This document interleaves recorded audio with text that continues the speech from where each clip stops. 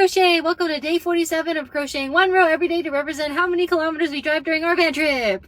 Good morning! Today we start our day quite early, 7:30, to drive to the Tombstone Territorial Park Interpretive Center. We park in the parking lot and cook breakfast there while we wait for them to open. For breakfast, we have a breakfast burrito again. It's getting a little much for me, but at least Rebecca's enjoying them. We walk over to the center and it's a pretty cool building. They have a lot of nicely done exhibits inside about animals and the landscape. There are even furs that you can touch and try to identify. And if you look around, you'll notice the architecture looks a bit different. This building is built to sort of be in harmony with its surroundings, so the heating of the building is done with fire instead of gas, which they only use as backup. They also have low flow toilets and showers for the staff. And to join the drywall, they use wood instead of mud so it doesn't crack during the freezing winters when the building is closed. Also, they have books, games, and Wi-Fi. Great place. Very well done. Afterwards, we do a little hike called Golden Sides. According to the lady at the center, it's more of an evening hike so you can see the sunset, so right now it's not that busy. We put on all our gear and got started. It was pretty warm, so we overdressed for sure. The first part of the hike was pretty easy, wide and slightly inclined. Then you got to this narrow, bushy part. Kind of reminds me of tea plantations, but still not too difficult, just slightly more inclined. At the midway point, there was a large flat area to look out.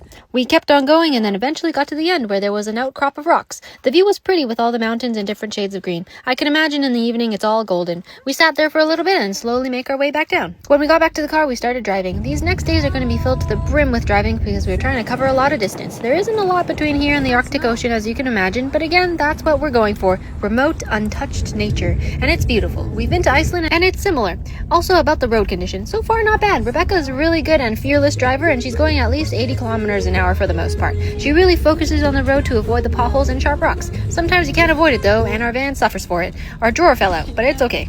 Some interesting things we saw: the mountain with trees only on the south side, probably because of the Arctic wind from the north, and this really brown river. With all this time, we even had time to break out the drone. It's pretty cool being able to see the landscape from this perspective too, like a bird.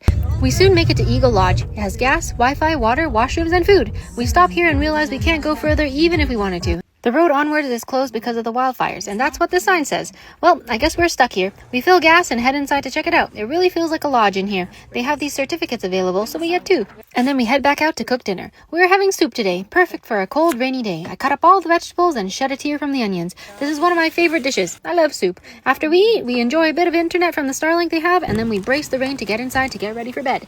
If we can, we'll try to use the facilities apart from our van. When we got back outside, the rain had stopped. So today we drove a total of 305 kilometers, so that would be 31 brown stitches and 69 white stitches to represent how many kilometers we drove today. See you next time on